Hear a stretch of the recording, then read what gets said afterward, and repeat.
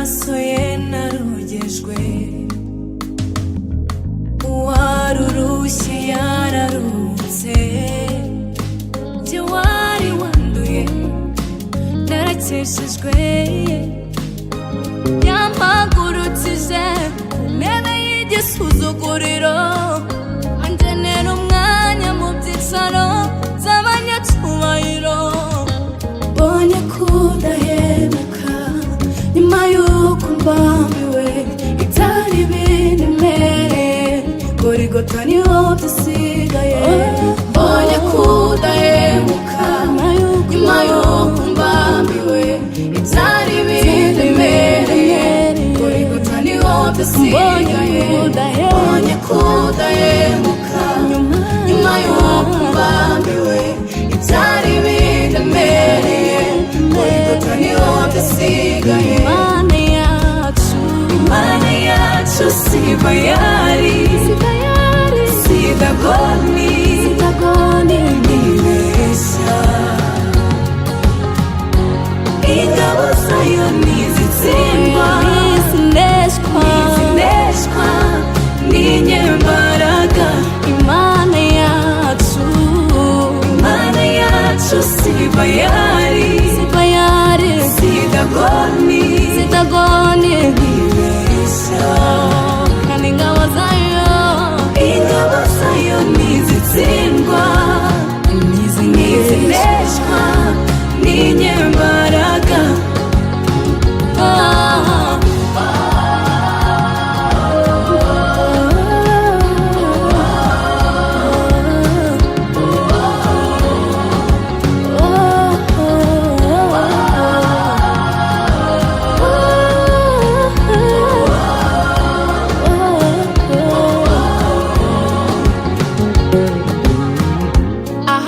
Zake asibadiliki, yeyote amwaminie hajuti. Katika huzuni, katika furaha sijali, nilitambua kuwa wewe ni rafiki wa kweli. Uyu mwami w'abami n'umunyabigwi byinshi, ntacyabayeho nta n'ikiriho ntakizabaho cyamuhangara. Nakoze isoni abamwubaha, bo bahishwe mu mababa ye, arinda ijambo rye kugeza risohoye. Ingoma ye ihora ikomeye, si nk'iz'isi zihangurwa n'ibihe, abakwemeye turashinganye. Mbonye kudahemuka nyuma y'uko mbambiwe ibyari bindemereye, Gorigota niho byasigaye. Mbonye kudahemuka nyuma y'uko mbambiwe ibyari bindemereye, Gorigota niho byasigaye. Mbonye kudahemuka nyuma y'uko mbambiwe ibyari bindemereye, Gorigota niho byasigaye.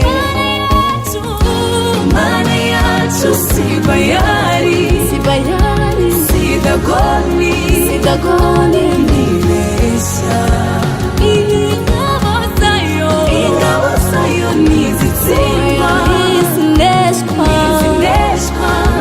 n'inyembaraga. Imana yacu si bayari, si dagoni nibeshya, ingabo zayo ntizitsindwa, ntizineshwa n'inyembaraga.